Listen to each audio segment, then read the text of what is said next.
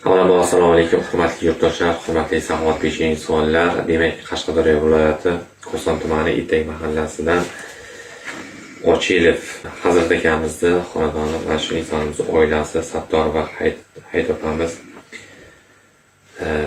shifokorlarimizni tashxislariga asoslanib jigar sirrozi tashxisi qo'yilganlar.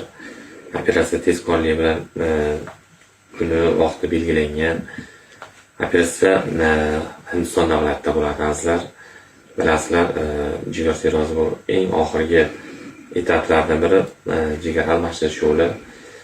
Hayit opamizni farzandlari G'olibjon o'zi donorlik qilishga rozilik bildirgan, jigarlari analizlar biriga tushgan. Hozirgi holatda qizil pasportga ariza topshirishgan. Demak, pasport chiqish jarayonida turibdi. Sizlarga iltimos qilamiz, G'olibjon farzandlarini, o'g'illarni katta raqamlar qo'yiladi. Imkon qadar mana shu ro'za Ramazon oylari so'nggi kunlarda chiroyli ehson, savob olish umidida ilija bo'lgan insonlarimizni imkon qadar shoshilib mana shu insonimizni yana oilasi bag'riga, mana shunday chiroylikgina oila bag'rida xursandchilik holatda qaytarishimiz bizni qo'limizda azizlar.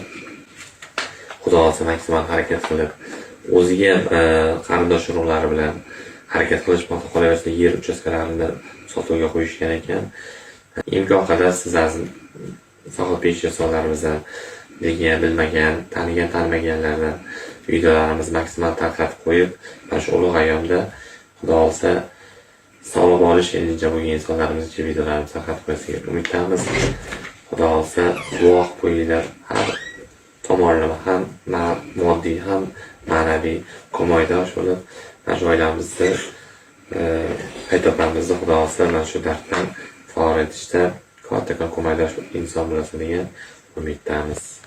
Katta raqamlari G'olibjonni nomlariga qo'yiladi, o'g'illar nomlariga bo'ladi.